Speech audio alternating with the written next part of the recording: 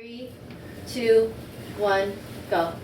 Alexander Hamilton explores the financial system for the new nation of America.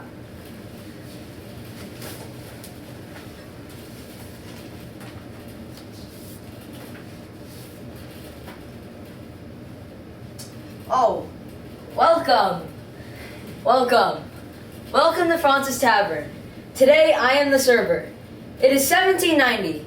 The United States ratified the Constitution just 2 years ago, and President George Washington appointed Alexander Hamilton as the first Secretary of the Treasury. Hamilton wrote about the disorganized financial system, and he created a plan that would pay back the nation's debt through the United States government. Hamilton felt strongly about his plan. However, he was to be opposed by the Jeffersonians, or the Republicans.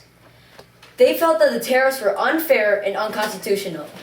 This was because they had a very strict interpretation of the Constitution. On the other hand, the Federalists had a very loose interpretation of the Constitution. Many Southerners disagreed with Hamilton's financial plan. This was because they had already paid back their debt and felt it was unfair that they had to pay back the North's debt too. Many financial solution ideas were exchanged between the leaders of the North and of the South. Look at this! This is our nation's debt! Let me see. Hamilton hand wrote this. He understands it more than anyone, and there is no one better to fix it than someone who knows it inside and out. How does this prove anything? How does this not show how well Hamilton knows our financial system and debt? Hamilton's financial plan consisted of three main parts. It would pay back the nation's debt, establish a national bank, and place tariffs on imported goods. Our government will finally be able to pay back the debts we owe and save the nation some money with the national bank. Our central government will become much stronger. I agree. Who in their right mind would protest over something? Guys, that one. Go. I agree. I like Hamilton's plan. Have you heard about the rubbish Jefferson speaks of? He doesn't even have a plan, yet he criticizes Hamilton. He thinks we're becoming a monarchy. Tell me, how are we becoming a monarchy when our states still govern themselves and each has representation in the national government? We're becoming strong and united as one nation. Perhaps Hamilton's plan is the rubbish. We fought for our freedom and we are now becoming a monarchy again. That's nonsense. The government will steal all of our rights. Our freedom of religion, speech, press, and assembly. But also our right to bear arms and our right to petition. Jefferson is the smart one. At least he believes we should have the political rights we deserve. Nowhere in the Constitution does it support a national bank. Hamilton will place tariffs on us. Nonsense. Us Southerners have already paid back our state debts with money we have rightfully made from growing and selling crops. Now tell me, why should we help pay off other people's debts when we have already paid back ours? First of all, if you're thinking of getting even some of the money back that you would loan, then Hamilton's plan will help you get that money back. And I hope you're aware that we are now one nation and we are not divided as North and South. The dispute encounters continued until the introduction of Hamilton's financial plan and the Compromise of 1790. The compromise was made between Alexander Hamilton, Thomas Jefferson, and James Madison, all three important founding fathers in the creation of America. Under the Compromise of 1790, after 10 years in Philadelphia, the nation's capital would be moved to the Potomac River in Maryland. It was under these conditions that Hamilton's financial plan would be implemented. The nation's debt would be paid back, and a national government would be established. What about the compromise that has been made? Are you still against Hamilton's plan now that you have gotten what you wanted? The plan is set. You guys have the capital. How should one small plan make up for a compromise that... How should one small compromise make up for a plan that will greatly impact us for the rest of our lives? Not only our lives, but the lives of millions. Our children's lives. The lives of many more generations to come.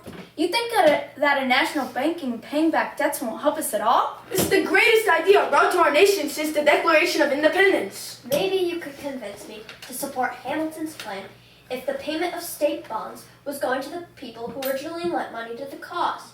Sadly, out of fear that the states would not pay them back, they have sold their bonds to speculators for a fraction of the face value. So why should we be paying our hard-earned money to speculators who are taking advantage of the financial crisis of our new nation? The Northern Patriot has already lost his money. The Southern gentlemen have already paid their state debts.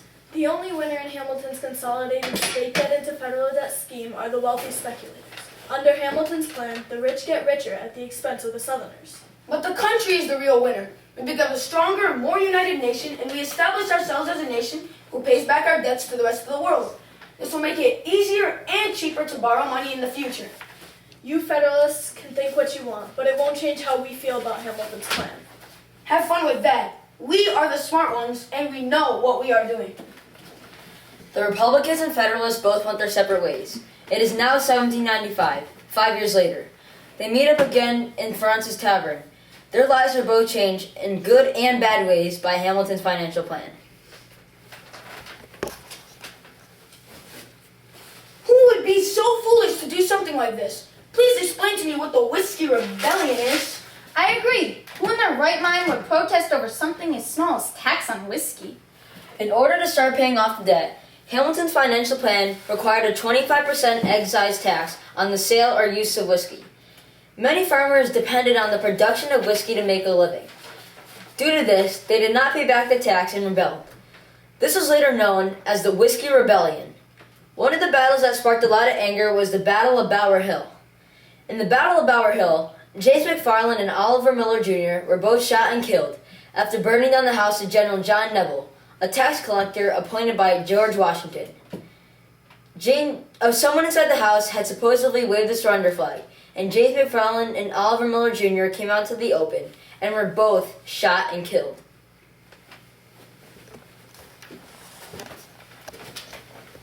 You Federalists wouldn't understand why we rebelled. We work hard to produce some of the food that you eat every day, including the whiskey you drink. Hamilton's taxes are outrageous. We were defending our tax collector. On our behalf, you had been tarring and feathering any tax collector in your way and burning down their houses. Do you not realize the consequences it could have caused if President Washington hadn't pardoned your leaders of the Whiskey Rebellion? They would have all been killed and our nation would have crumbled. All we were trying to do was fight for what we believe. Placing a tax on whiskey is absurd. Hamilton's foolish plan will not help our economy at all. Of course, you Federalists wouldn't understand. As merchants, you take everything for granted, and all you do is sell goods. But what you don't know is that some of the goods that you sell are things we make. Enough!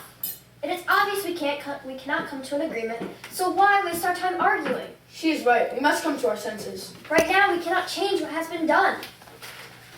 Although the Federalists and Republicans still disagreed about Hamilton's financial plan, Hamilton's encountering of a financial solution saved the new nation of America. What did Alexander Hamilton do? He changed the way the American government runs today. He was a strong Federalist who supported a strong central government. After the war, we owed $56 million in bonds and needed to pay the investors their money back. The solution to our debt was the acceptance of Hamilton's forward-thinking three-part financial plan. It encountered opposition from the government, especially many Republicans and followers of Jefferson, but his creation of a national bank. He was not only the one who created our financial system from scratch, but he also explored many ideas of how to come to the solution to approach the disorganized financial system, including his three-part plan.